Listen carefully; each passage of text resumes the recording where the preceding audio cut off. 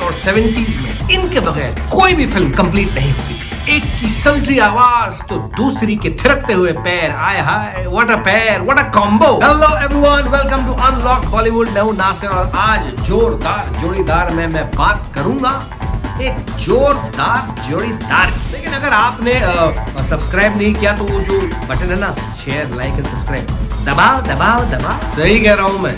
अगर ये जोड़ी आज होती ना तो बहुत सारी ग्लैम डॉल्स, दीवा, हॉट बेब्स, आइटम गर्ल्स सब घर बैठी होती। इन्होंने 60s और 70s में जो शोर मचाया है वो आज तक सुनाई दे रहा है। तो आज जोरदार जोड़ीदार में मैं बात करने वाला हूं हेलेन और आशा भोसले के बारे में। नहीं, आप लोग जो सोच रहे हैं वो नहीं। आप लोग सोच रहे हैं भाई हमको इनके सारे गाने पता है, सारी चीजें पता है, but no never no to Tippu. मैं बात करूंगा पहला। क्या आपको पता है कि वो कौन सा पहला गाना था जो आशा भोसले ने हेलेन के लिए गाया था? Tell me, do you know? वैसे तो ये जोड़ी कमाल की थी, हेलेन और आशा भोसले। लेकिन रियल लाइफ में दोनों कितने अलग थे। स्क्रीन पे जहां हेलेन सल्ट्री सेक्सी ड्रेसेस पहनकर एकदम स्लिट यहां तक ऐसे वो पीकॉक वाले फेदर्स लगा के या ढिंचका डांस करती, तो सोचो इन गानों की रिकॉर्डिंग पर आशा भोसले जो थी वो सिंपल साधारण साड़ी पहनकर माइक के सामने ये गाने गाती। मतलब सोचने वाली बात है ना। हमने Madonna, Lady Gaga, Katy Perry, Riyana और इन सबको देखा है नंगा पुंगा होते हुए लाइव शोज में परफॉर्म करते हैं। अभी आप देखते होंगे जो आते हैं, टिटिलेटिंग करती हैं चीजें, ये लोग ऐसे ऐसे कपड़े पहनते हैं।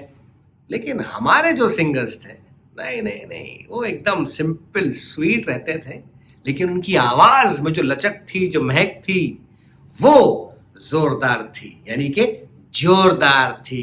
हेलेन एन रिचर्डसन पैदा हुई थी रंगून, बर्मा में 21 नवंबर 1938 को। क्या आपको पता है कि बर्मा में पैदा होने के बाद जब वो बहुत छोटी थी तो हेलेन अपने परिवार के साथ बर्मा से लेकर मुंबई पैदल आई थी। जी हाँ, they walked all the way from Burma to India. कहीं ऐसा तो नहीं कि ऊपर वाले का एक रास्ता था, एक तरीका था कि पैदल चला के और उस सफर के दौर उनके पैरों में वो लचक, वो थिरक पैदा हो गई।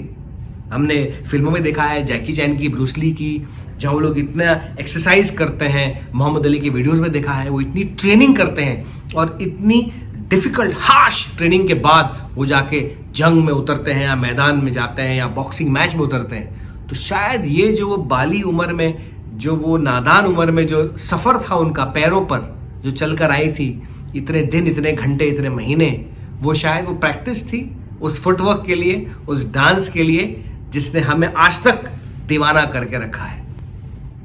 सोचने वाली बात है। मजाक में मैं बहुत बड़ी बात कह गया। हेलेन को अपना पहला ब्रेक मिला 1958 में। फिल्म थी शक्ति सामंता की। फिल्म का नाम था हावड़ा ब्रिज और गाना था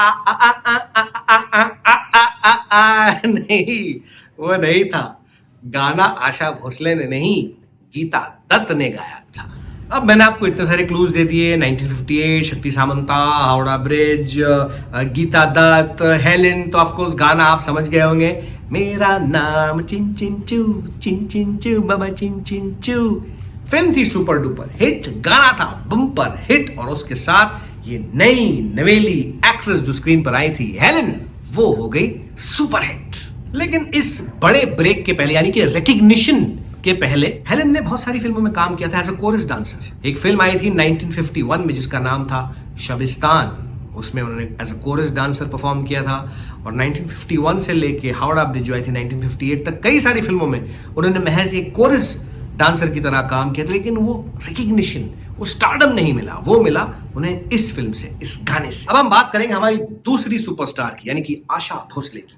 उन्हें पहला ब्रेक मिला था 1943 में एक मराठी फिल्म में। लेकिन 1948 में उन्हें हिंदी फिल्म का एक गाना मिला था। फिल्म थी हंसराज बहल की चुनरिया और गाना था सावन आया। और फिर क्या दोस्तों, बहुत जल्द आशा भोसले अपनी बड़ी सिस्टर यानी कि लता मंगेशकर के शैडो से निकल के उन्होंने अपनी एक अलग पहचान बनाई। ऐसा लगता था कि आशा भोसले और Helen were made for each other. 1940s और 50s में जब फिल्मों ने एक अलग पड़ाव लिया जब हम 60s और 70s के दौर में आए, जब हीरो कभी कभी बुरा होता था, जब विलन के अपने ठाठ होते थे। इनफैक्ट विलन की भी गर्लफ्रेंड्स होती थी।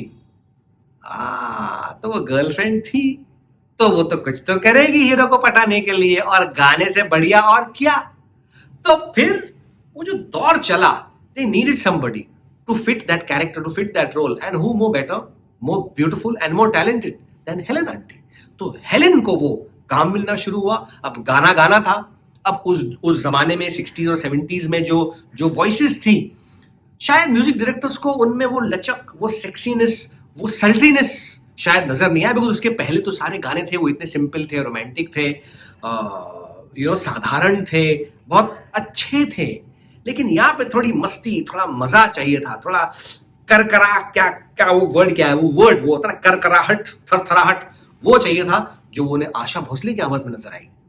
And that is when these two came together. मैंने आपको ये तो बता दिया कि हेलेन आंटी का सफर कब, कहां, कैसे शुरू हुआ। ये भी बता दिया कि आशा ताई का सफर कब, कहां, कैसे शुरू हुआ। लेकिन अभी तक ये नहीं बताया कि आशा भोसले ने हेलेन के लिए पहला गाना कौन सी फिल्म में, कौन सा गाना और कौन से साल में गाया। बताऊं?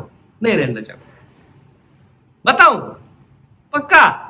ठीक है, तो चलो सुनो। ये तो पता है कि आशा भोसले ने अपना करियर शुरू किया था 1943 में मराठी फिल्मों से, फिर 1948 में हिंदी फिल्म में गाना शुरू किया। हेलेन ने पहले 1951 में छोटे छोटे कोरस डांसर्स बतौर काम शुरू किया, और 1958 शक्ति सामंत की हावड़ा ब्रिज से उन्हें ब्रेक मिला, मेरा नाम चिन चिन चू। लेकिन उससे पहले ये दोनों मिल चुके थे, गाना गा चुके थे। उसके बाद नहीं, उसके पहले। जी हाँ, ये जो कमाल था, ये जो मिलन था, ये हुआ था 1953 में। फिल्म थी अलिफ लैला के अमरनाथ की फिल्म थी, और गाना था रातें प्यार की बीत जाएंगी, रातें प्यार की बीत जाएंगी, ये बहारें फिर ना आएंगी। लेकिन नहीं भाई नहीं, ये दोनों की जोड़ी कभी नहीं बीतेंगी। ये हमेशा सदाबहार रहेंगी, हमारे साथ रहेंगी, हमारे दिलों में रहेंगी, हमारे कानों में गूंजेगी, हमारे जुबान पे रहेगी, हमारे दिलो दिमाग पे छा जाएगी। जी हाँ, Asha Bhosle and Helen have given us so many innumerable hit songs. मैं वो लिस्ट में जाऊंगा नहीं, बिकॉज वो सारी लिस्ट, वो सारे गाने आपको पता है। बस मैं सिर्फ यहाँ पर ये बताने आया था जोरदार जोड़ीदार में कि वो पहला गाना कौन सा था जिसमें आशा भोसले और हेलेन का मिलन हुआ था। तो मैंने आपको बता दिया, के अमरनाथ साहब की फिल्म थी अलिफ लैला, जो आई थी 1953 में, और गाना तो आप सब जानती हैं। तो इसलिए enjoy, take care and please share, like and subscribe.